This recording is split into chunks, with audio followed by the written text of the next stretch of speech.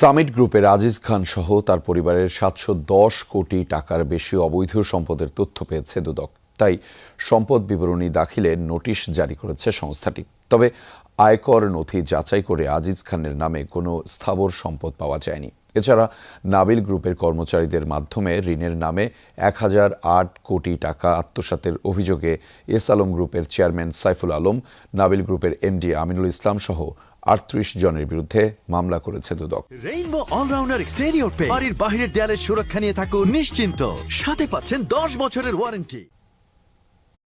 গেল কয়েক বছরের ধারাবাহিকতায় সিঙ্গাপুরের শীর্ষ ৫০ ধনীর তালিকায় নাম আসে সামিট গ্রুপের চেয়ারম্যান মোহাম্মদ আজিজ খানের।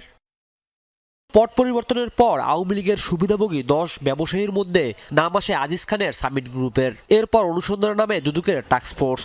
দুদক জানায় সামিট গ্রুপের আজিজ খান সহ তার পরিবারের ৭১০ কোটি টাকার বেশি অবৈধ সম্পদের তথ্য পেয়ে নোটিশ জারি করে।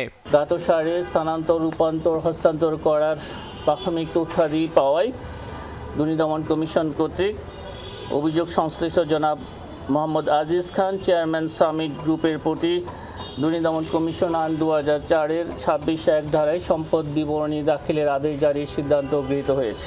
এদিন নাবিল গ্রুপের কর্মচারীদের মাধ্যমে ঋণের নামে ১,০০৮ কোটি টাকা আত্মসাতের অভিযোগে এস আলম গ্রুপের চেয়ারম্যান সাইফুল আলম, নাবিল গ্রুপের এমডি আমিনুল ইসলাম সহ ৩৮ জনের বিরুদ্ধে মামলা করেছে দুদক।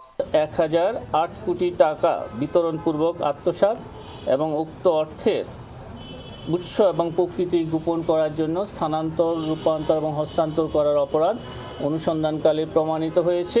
এছাড়া বাংলা টিভির ব্যবস্থাপনা পরিচালক সৈয়দ সামাদুল হকের বিরুদ্ধে ৪ কোটি টাকা আত্মসাতের অভিযোগে মামলা করেছে সংস্থাটি। বাংলাদেশ। রাজীব আহমেদ, যমুনা নিউজ, ঢাকা।